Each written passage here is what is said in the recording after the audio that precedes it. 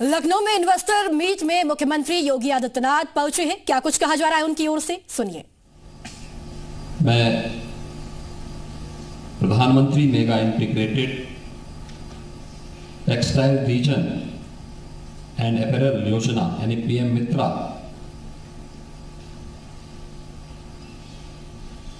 के लखनऊ यानी उत्तर प्रदेश के लिए स्वीकृत इस परियोजना के लिए आयोजित इस इन्वेस्टर मीट में आप सबका मैं हृदय से स्वागत करता हूं, अभिनंदन करता हूं। मेरे लिए यह अत्यंत महत्वपूर्ण हो जाता है कि आदरणीय प्रधानमंत्री जी के विजन, जिन्होंने भारत को टेक्सटाइल के हब के रूप में स्थापित करने के जिस एक महत्वाकांक्षी योजना को आगे बढ़ाया, मुख्यमंत्री के रूप में गुजरात और खासतौर पर सूरत को उन्होंने टेक्सटाइल के एक हब के रूप में स्थापित किया। अपने उसी विजन को उन्होंने देश के अंदर दुनिया की इस आवश्यकता की पूर्ति के एक नए हब के रूप में स्थापित करने के लिए जो देश के अंदर 7 पीएम मित्रा पार्क स्वीकृत किए हैं, उनमें से एक लखनऊ में है। और यह देश के अंदर स्वीकृत 5 पीएम मित्रा पार्क में से एकमात्र पार्क है जो राज्य की राजधानी में स्थापित हो रहा है। और यहां पर भी हम लोगों ने बेहतरीन कनेक्टिविटी के साथ ही इस पीएम मित्रा पार्क के लिए 1000 एकड़ से अधिक लैंड को वहां पर आरक्षित करते हुए अपने प्रस्ताव को, इसकी डीपीआर की प्रक्रिया को आगे बढ़ा दिया है। और इस दृष्टि से आज आप यहां पर आए हैं, मुझे इस पर बहुत प्रसन्नता है कि आज इसमें आपको अलग अलग सत्रों में वस्त्र उद्योग की संभावनाओं को लेकर के इस क्षेत्र में उत्तर प्रदेश क्यों महत्वपूर्ण है, इन सभी विषयों पर चर्चा करने और पीएम मित्रा पार्क की लखनऊ की उपयोगिता और इसमें होने वाले निवेश के बारे में बहुत कुछ जानने और सीखने का एक अवसर प्राप्त होगा।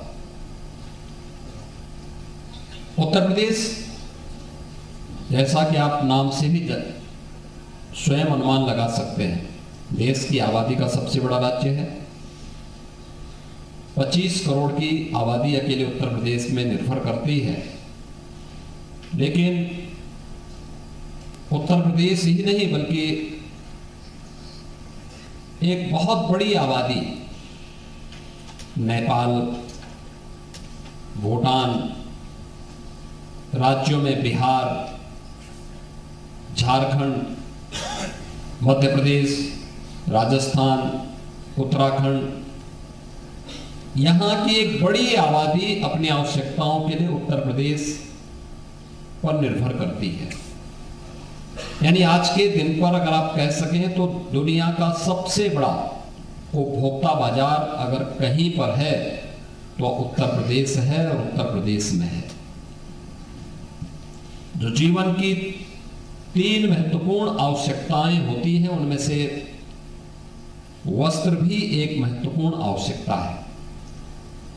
और आज के समय में हम अगर उसके अनुरूप मार्केट की डिमांड के अनुसार उस प्रकार की एक व्यवस्था दे सकें, एक ही स्थान पर यहां पर बुनाई भी हो, रंगाई भी हो, छपाई भी हो और उसकी पैकेजिंग भी हो, उसकी डिजाइनिंग भी हो, ये सभी कार्य एक ही स्थान पर करने की सुविधा अगर कोई दे सकता है तो वह पीएम मित्रा पार्क दे सकता है। और इस दृष्टि से इस अवसर के लिए आप सबको आमंत्रित करते हुए मुझे अत्यंत प्रसन्नता की अनुभूति हो रही है। इस कार्यक्रम के पहले मैंने यहां पर अलग अलग फील्ड से जुड़े हुए उत्तर प्रदेश के इन्वेस्टर से भी एक सामान्य मुलाकात मेरी हुई थी, जिसमें अडानी पोर्ट से यहाँ पर आपके ग्रेटर नोएडा से आए हुए श्री ललित ठकुराल से, कर्नल एस कपूर से, 9 हाइजीन केयर से श्री अमर तुलसियान से, राजलक्ष्मी कॉटन मिल्स से श्री रजत जयपुरिया से, GSN स्पिनर से श्री संदीप खंडेलवाल से, श्री अजय लोहिया, श्री रमेश जैन, श्री राजीव अग्रवाल, श्री संजय जैन और श्री दिवाकर मारी, इन सभी के साथ अभी मेरा एक संवाद भी हो रहा था। उत्तर प्रदेश सरकार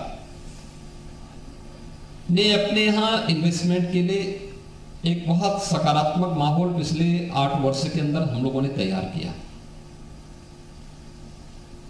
और सकारात्मक माहौल हर प्रकार से जो भी होगा पॉलिसी के अंदर होगा, पॉलिसी के दायरे में होकर होगा।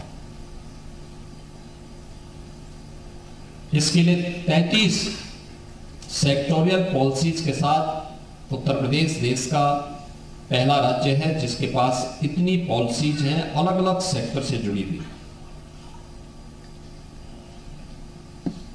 इन्वेस्टर की सुविधा के लिए हम लोगों ने यहां पर सिंगल विंडो को प्रभावी ढंग से लागू किया है, और देश का सबसे बड़ा सिंगल विंडो का प्लेटफॉर्म निवेश मित्र के नाम पर उत्तर प्रदेश में है, जिसके माध्यम से हम 500 से अधिक क्लियरेंस एक प्लेटफॉर्म पर उपलब्ध करवाने का कार्य कर रहे हैं। MOU मॉनिटरिंग के लिए भी निवेश सारथी का उपयोग करते हुए हम इस प्रक्रिया को आगे बढ़ा रहे हैं। नियमित रूप से कहीं भी कोई प्रक्रिया अपनानी हो, सीनियर अधिकारियों के साथ साथ मैं स्वयं भी इस मामले में समय समय पर इसकी समीक्षा करता हूं कि किस क्षेत्र में कौन से NOCs में क्या समस्या आ रही है और उस समस्या का कारण क्या है, उसके निवारण के मार्ग भी हम लोग वहां पर निकालते हैं। और मुझे अच्छा लगा कि यहाँ पर आज जिन लोगों ने यहाँ पे पहले उत्तर प्रदेश की अलग अलग पॉलिसीज में यहाँ पे निवेश किए थे, उन्हें आज यहाँ पर 2017 की पॉलिसी के अंतर्गत जो निवेश हुआ था श्री अमर तुलसियान का 9 लिमिटेड गोरखपुर से, उनको भी, और श्री रजत जयपुरिया ये राजलक्ष्मी कॉटन मिल्स ये गौतम बुद्ध नगर से, इन्हें इनका इंसेंटिव भी यहां पर आज वितरित हुआ है। ऐसे सैकड़ों निवेशकों को जिन्होंने अपने प्रोडक्शन को प्रारंभ किया है पॉलिसी के दायरे में आकर के, सभी इंसेंटिव, यद्यपि हम लोग अब इसको भी इंसेंटिव वितरण को भी हमारी ऑनलाइन सारी प्रक्रिया आगे बढ़ चल रही है, DBT के माध्यम से हम उनके अकाउंट में स्वयं भेजते हैं।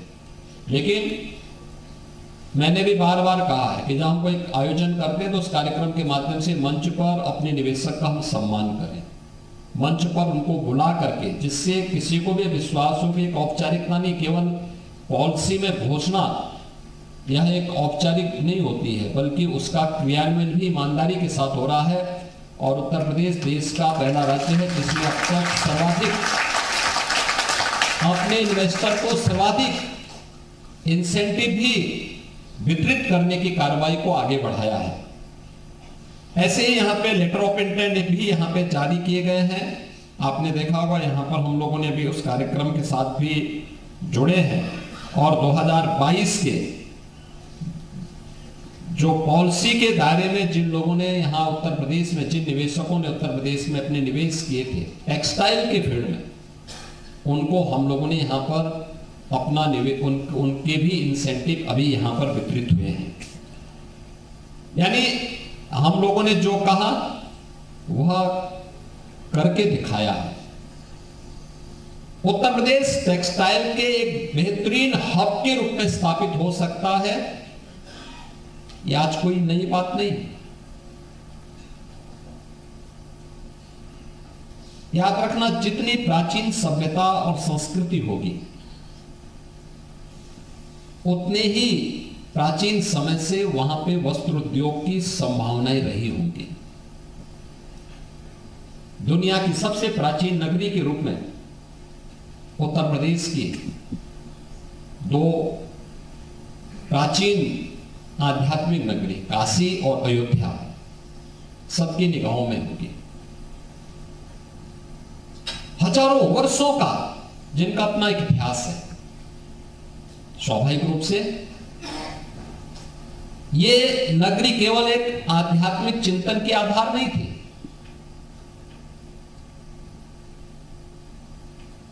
ये जितने भी हमारे प्राचीन आध्यात्मिक स्थल थे, ये केवल संस्कृति की दृष्टि से आगे नहीं बढ़ी थी, बल्कि इन्होंने समृद्धि को भी एक नई ऊंचाई तक पहुंचाने में योगदान दिया था।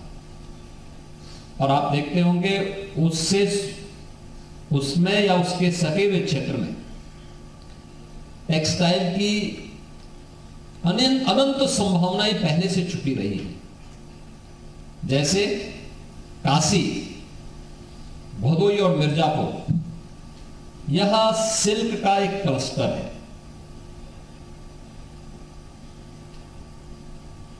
वाराणसी साड़ी, कौन से ऐसे भारतीय परिवार होंगे जिन परिवारों में किसी मांगलिक कार्यक्रम में वाराणसी की साड़ी लोगों की पसंद न बनती हो। कारपेट, वाराणसी, भदोई और मिर्जापुर का कारपेट आज फिर से वह पुनर्जीवित हुआ है। अयोध्या में अगर आप आएंगे तो अयोध्या के साथ अंबेडकर नगर जनपद ये अपने बेहतरीन हैंडलूम के लिए और वहां पे वस्त्र उद्योग के लिए जाना जाता रहा है।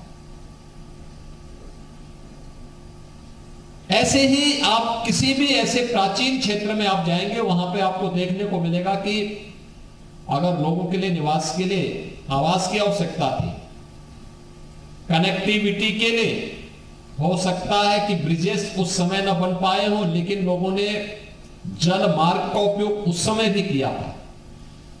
वाटरवे उस समय थे, साधन माध्यम दूसरे हो सकते हैं, लेकिन तब भी लोग उसका उपयोग करते थे। ऐसे ही उत्तर प्रदेश के अंदर अलग अलग क्षेत्रों में आप देख सकते हैं। हम लोग देखते हैं गोरखपुर में, संत कबीर नगर में,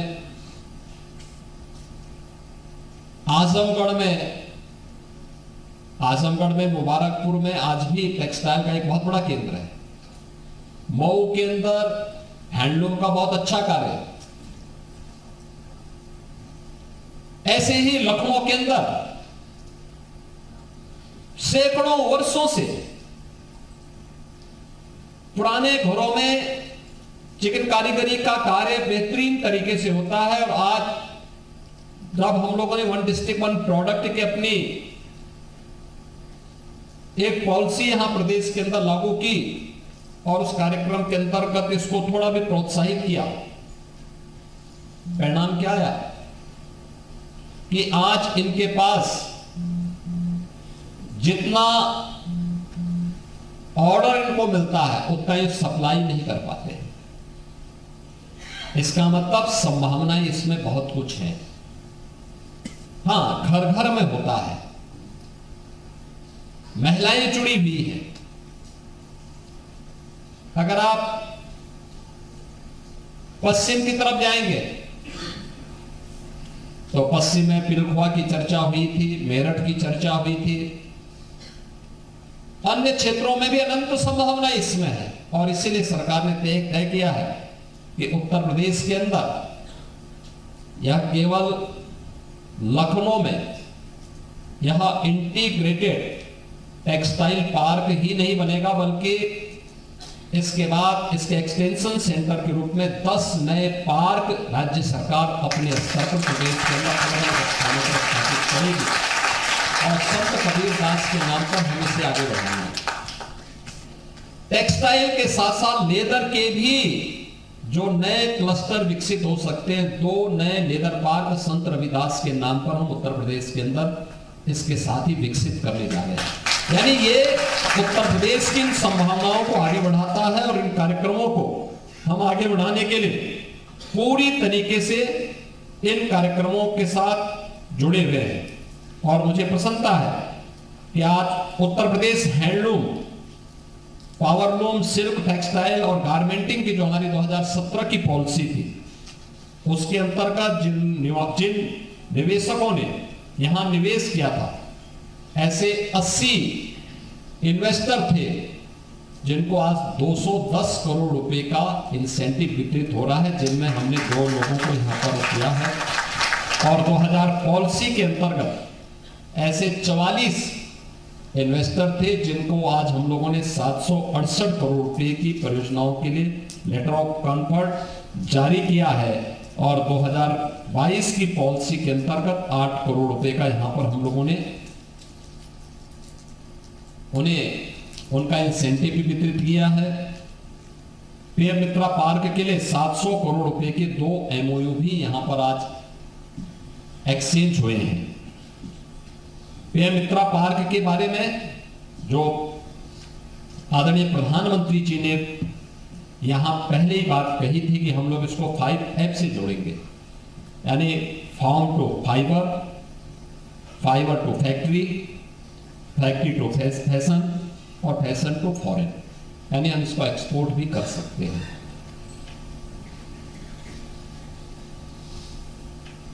यानी 5F के आधार पर इस पूरी पीएम मित्रा पार्क के कॉन्सेप्ट को आगे बढ़ाने के लिए, जिसके बारे में मैं कह रहा था, 140 करोड़ की आबादी का भारत और टेक्सटाइल की कोई ऐसी इंटरनेशनल ब्रांड जो दुनिया के अंदर छा जा रही हो, उसको तैयार करने का एक अवसर। रेडीमेड गारमेंट्स में जो अनंत संभावनाएं हैं, दुनिया के मार्केट की मैपिंग करके वहां तक पहुंचने के लिए हमारे पास संभावनाएं हैं, क्योंकि बांग्लादेश की कुल आबादी 16 करोड़, लेकिन दुनिया के अंदर वह रेडीमेड गारमेंट्स में छा गया। 140 करोड़ का भारत इस दिशा में आगे क्यों नहीं बढ़ सकता? एक बड़ी आबादी ऐसे जिसकी हाथ को कार्य चाहिए, लेकिन उसको रास्ता दिखाने वाला तो कोई हो। उसकी ट्रेनिंग के कार्यक्रम को आगे बढ़ाना, उसकी डिजाइनिंग के साथ, पैकेजिंग के साथ, क्योंकि हर एक का अपना महत्व है, और उस कार्यक्रम के साथ अगर हम जुड़ेंगे तो उन सभी कार्यक्रमों को एक साथ हम कर पाएंगे। और इसमें इसीलिए प्रधानमंत्री जी ने इस बात को कहा कि पीएम मित्रा पार्क उसका कॉन्सेप्ट बहुत साफ है, कटाई